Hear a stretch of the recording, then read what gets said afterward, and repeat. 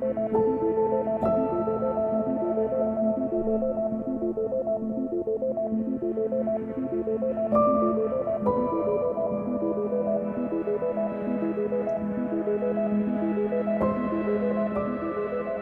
to the 42 Podcast, where a Christian and an atheist sit down to discuss the meanings of life, the universe, and everything else in between.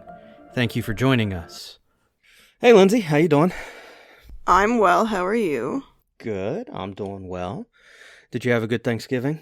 I had a lovely Thanksgiving. It was nice to visit with family, and we had an obscene amount of food, and it was great.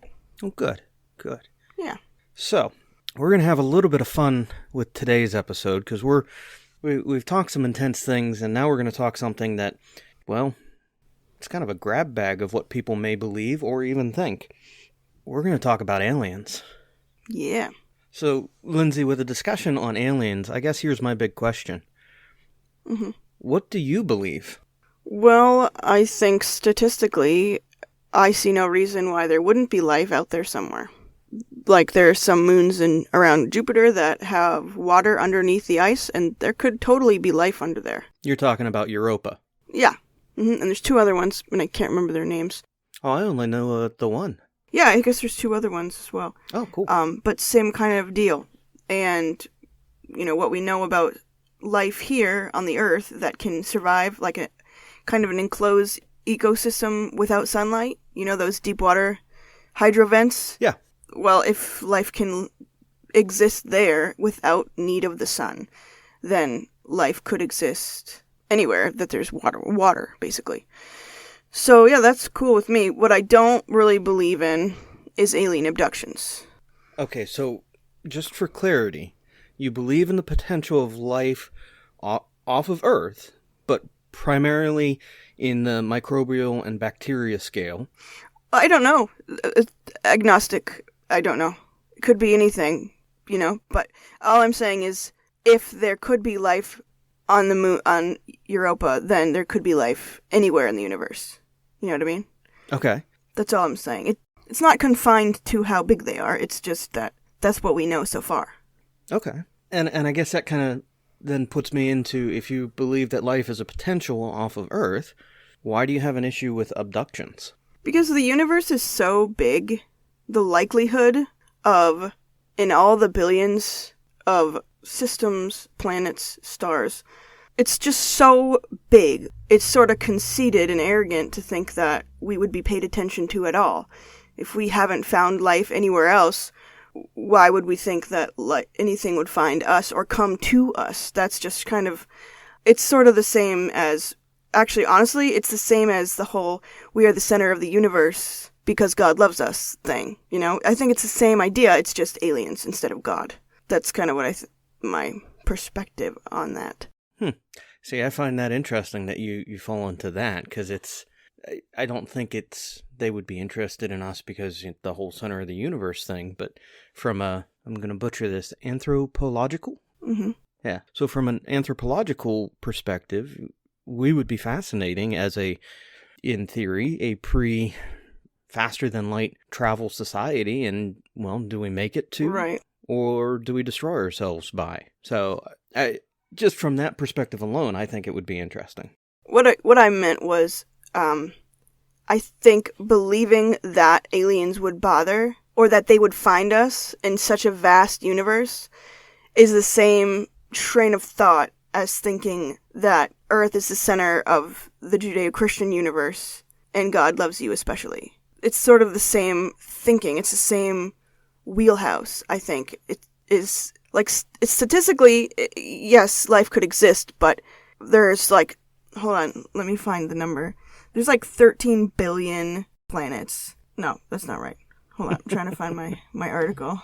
Make sure you send me your links, because I've been putting the stuff up in the show notes.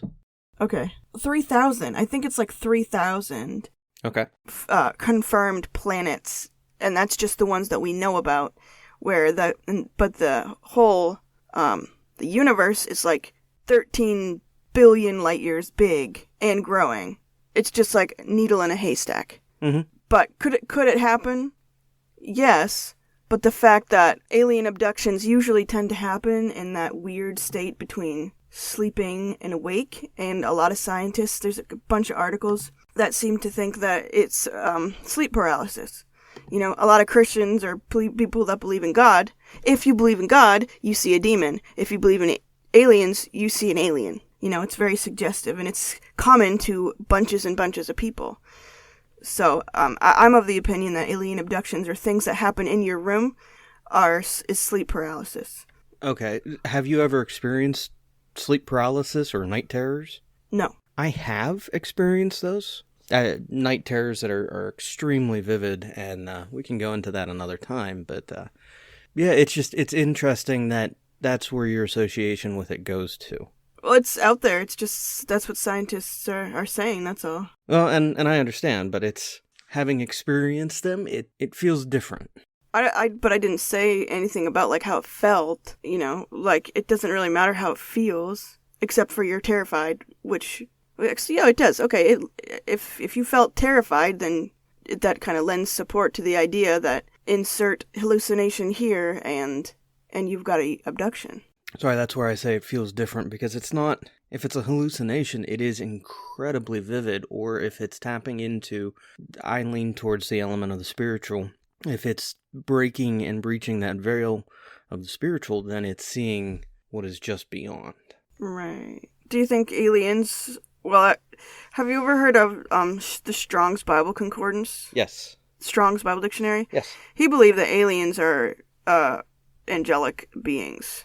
So I have heard that argument that the idea of other life that we see is the angelic, and I don't entirely disqualify that, but I don't buy that. So, C.S. Lewis, love C.S. Lewis. Have you ever read his space trilogy? No, unfortunately not. Okay, it's Out of the Silent Planet, Pelandra, and Hideous Strength. And Pelandra, the middle one, is an absolute favorite of mine. And Lewis deals with this idea from the Christian perspective. We worship a God who is a creator. So why would he just stop with us? Mm-hmm. And that's kind of where I fall into it, where it's I do believe that God is a creator. I believe he has created more, whether it's multidimensional or in our universe. I don't know. Mm-hmm. But I believe he creates. So that's where it falls within my belief. But here's the really fun part, the monkey wrench in it all. Mm-hmm. Lindsay, have you ever seen a UFO? No. I have twice seen a UFO. Okay. Continue. The second one, I will admit, it took me a couple years, but I figured out what was going on. But it was really confusing, weird, and hit me at a point in my life where my mental health was not okay. I was letting the dogs out in the backyard and just standing out there, and I love looking at the stars, and as I was standing there, I saw something moving across the sky, which doesn't freak me out initially, because I grew up at the end of an airport, so you always see planes. I've learned to track and follow the ISS when it's flying overhead, and satellites, and so immediately nothing abnormal for me. But where it got really weird is, as I'm watching it, it started getting brighter and brighter and brighter. And then it became, in my mind, almost blinding. And then it dimmed and went away. It wigged me out for years. I didn't know how to explain it. I remember running inside the house after it happened and telling my wife, who's looking at me going, "Yep, he cracked." That's fun. But I did finally find out what that second one was, and it's called an Iridium Flare. Have you ever heard of that? No. It's actually really cool. It's really rare, and people try to track down and do all the maths to figure out where they can see these. Mm-hmm. And what it is it's the sunlight reflecting perfectly off of a satellite solar array. No way. That's super cool. And the light of it, you'll see the little dim satellite flying along, and then the light, the magnitude of it suddenly spikes up, and it's this bright light that's shining down, And it's not like a beam that you see from around you, but it's there. You don't know how to explain it, and then it just diminishes as quickly as it started. So, hindsight, cool.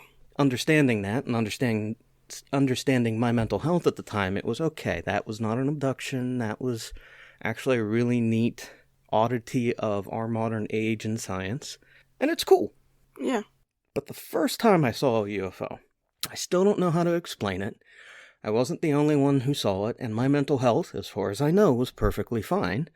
It was when I was a kid, and it was towards the end of the evening, and my friend and I, it was like the summer, one of the dog days of summer, and my friend and I are outside playing, and his mom calls us up onto the porch, and she's watching something off towards the horizon, towards Pittsburgh Airport, and it's these dots moving around. They were too far to see what they could have been, and they weren't moving like planes or even helicopters, because you would see one kind of go straight or in an arch and then suddenly move up and turn around and go the other way. It was just a series of dots, light dots, that kept moving in ways that were not normal.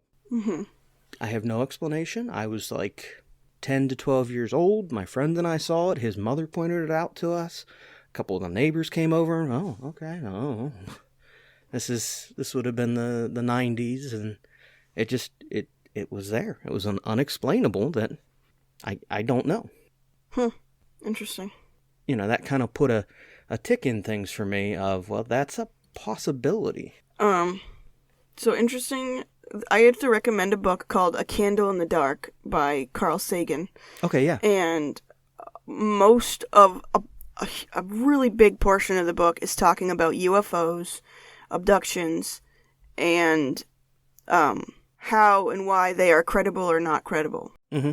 And one part of the book he was talking about, now as documents are being unclassified in the Air Force and the U.S. military, mm-hmm. there are coming out more explanations for things that could be perceived as UFOs, but new technology being flown, or there is an explanation. Most likely, like 80-90%, is it was something that either isn't common knowledge yet because it's a secret, or something like that, Mm-hmm. Things that people see in the sky that have no explanation, that are lit up, that aren't acting like planes. A good explanation would be that it's classified aircraft. Well, and I mean, we saw that back in, I guess it would have been the 80s or 90s when, I think, if I remember correctly, it was called Project Blue, and it was the F-117 flying out of Groom Lake, and that thing looked so foreign and so alien and didn't appear on radar that's what it commonly got identified as. Mm-hmm. Sorry. Speaking of which... Wow, okay. The aliens have come to get me. The truth is out there. But, no, I mean... So we have these instances where the government is probably most definitely testing weird things. But then there's also stuff like it's like a year or two ago, the New York Times article and the Navy pilots who kept seeing these balls. I think they were balls, but they would interact with and try to chase them, and then they would make moves that the pilots couldn't do. High G maneuvers. The U.S. Navy was seeing this. Well, there are other militaries in the world. There are, but here's the catch that they kept commenting on is these things were doing high G maneuvers that the human body can't withstand. Right. A good Navy pilot, a good Air Force pilot, I think they can do like 10 Gs or so for a period of time. Maybe they weren't manned. Well, and that is a question of, well, maybe these are drones, but even then, how can a drone move that way? Oh, come on. Come on. Hey. Can you imagine if you in 2001, wouldn't it have been nice to have a cell phone? Did you have a cell phone? Could you imagine having a smartphone in 2001? I did not have a cell phone. How obscene. It'd be crazy. It would be. So technology that is always like that. It's always, leaps and bounds ahead, depending on what's gotten invented. It's always like that. Okay, so when did you get your first cell phone? I think I was in that young discipleship program that we were a part of, I think that's when I got my first smartphone. Smartphone? Like a smartphone. When did you get your first cell phone, though? I don't really remember. It was definitely after high school and after college. It was a long time ago. Okay, I got my first phone, it would have been my senior year of high school, and only because we moved across the state. And it looked like these two eggs glued together. Yeah. It was this hideous thing. I hated it. Yeah, phones of the 2000s, and the whole concept of a modern-day smartphone in 2001 would have been... mind-blowing. Not even blowing, melting. I mean, that would... Even take an iPhone back to 1990. Or look at like nanotechnology, and there's all kinds of technology out there. They know how to take a leaf, take all the organic tissue, like the green... What do you call it? No, not chloroform. Chlorophyll. Oh my gosh. Chlorophyll, all the things that make it a plant. So there's only this like thin membrane, and they can put that in your heart, and tell it what to do, and it becomes part of your heart. Wait, what? Or it can grow. You can grow a kidney with a leaf.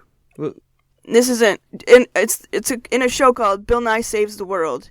Yeah, I haven't watched it, but that's something that we're developing and can do now? Yeah. I mean, it's not out there, like, you can't just go do it. It's in development. Well, yeah, FDA approvals and all that fun stuff, but that's actually really cool. Yeah, so, and that's, if anybody told you that, or you almost don't even believe, you almost don't even believe it. So, I think there's a lot of technology that's always, there's a technology we find out about, and then I think there's a technology that we won't find out about for a long time. Yeah, that's true, yeah. Sorry, it is interesting, though, where you and I come down a little bit differently on this, and that's half the fun of this, because I'm looking at it going, yes, it could be, I believe, or the truth is out there, and you're just like, no, it's the government. Well, no, it could be, just not here. It's the Russians. Probably out there. Yeah, I was thinking the Israeli. Oh. They're probably way, way, way advanced. Yes, they've already listened to our podcast. We haven't posted it yet. That's fun stuff. That's, who knows what's out there, but that's the fun of life because, we're going to find it. So, now, I am going to make one final kind of... Wait, one thing. Something to consider. Can you write alien abductions and aliens? Are there any accounts throughout history of alien abductions? Like hieroglyphics on the wall, cave paintings, documentation. If aliens exist and they're so advanced, then where have they been in pre-recorded history? And not pre-recorded, but history before the X-Files, history before this was common language, Can I make a recommendation for you for a show to watch? Yes. Okay, so first, there are some conditions on how you have to watch this show, all right? Hi? No? Wow, where'd that come from? Really? Okay, continue. I'm not a proponent of drugs. Okay. But you should have a drink or two. Yeah. There's a difference. Okay, but yes, continue. You should have a drink or two, and do you and your husband have a good banter back and forth that you can kind of pick on things together? Yeah. Like Science Theater 3000? Yeah, okay. Or, is it Science? Oh, no, I know what you're talking about. Wow. How am I blanking on that? I watched one of those episodes last week. Mystery Theater. Ha. Yeah, Mystery Science Theater. Yes. All right, anyway. If you and your husband have a good banter like that, go to, I think it's on Netflix right now, and watch Ancient Aliens. Have you never watched Ancient Aliens? No. Is it about, like, pre-Diluvian technology? No, this is about what you were just saying of if this has existed pre-X-Files. Why are there no, hieroglyphics of abductions? Why are there no... And this show tries to actually answer that question. And it gets funny sometimes. They'll talk about things like the Nazca lines. How did they make the Nazca lines without being able to see it from the sky? Or why is the pyramids of Giza so perfectly aligned to what would have been true north? And hey, look, in Ezekiel, the Bible, the wheel within a wheel, it's describing a UFO. They do some things that are research-wise probably very sketchy. Yeah. But it's interesting to watch. It's interesting to go, okay. It's a good popcorn show. Popcorn and a drink, yeah. And someone you can laugh at with that show. So right. You watch a couple episodes of that, and I mean, they do some, it's in good fun. At least I take it as in good fun. All right, so I'm going to throw out a nod to, at this point, where we got our show name from and tie it into this, all right? Okay, go ahead. So at the beginning of this, you argued, why would they come to Earth? What value is there to have in coming to Earth, right? Mm-hmm. You've read The Hitchhiker's Guide to the Galaxy. Yes. In The Hitchhiker's Guide to the Galaxy, what does Ford Prefect say about some of the aliens who come and visit Earth? I don't remember. They just dress up. I'm paraphrasing. They dress up, fly by Earth, scare some of the natives, and have a good laugh at it. That's it. So maybe we are nothing more than a universal prank for a bunch of teenage aliens. Yeah, maybe. Maybe. Now, I'm also going to use this moment to explain one further thing. Lindsay. Yes? Our podcast is called 42 Podcast. Do you remember why we named it the 42 Podcast? Yes, Robert. Good. We've never explained it. Ladies and gentlemen, the reason that we call this the 42 Podcast is because in The Hitchhiker's Guide to the Galaxy, the answer to life, the universe, and everything is... 42! Lindsay, you and I have been walking through life in fun, different ways. We've come to different conclusions, and even in these different conclusions, we're still seeking answers to life, the universe, and everything else. The fun part is also a connection I made and argued in seminary of why 42 is actually a very fitting answer for the life, the universe, and everything. Mm-hmm. And it's the idea of God and man. Because what's 6 times 7? 42. 6 being a representation of man, 7 being a representation of God. Together, 42.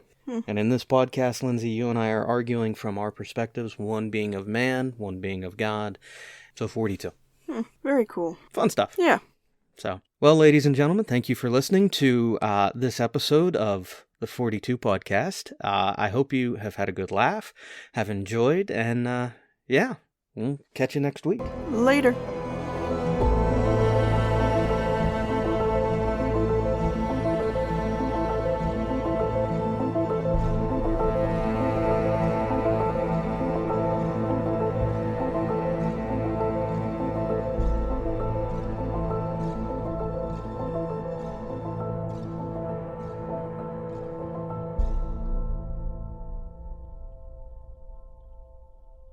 We talked about aliens and some goofy stuff. Mm-hmm.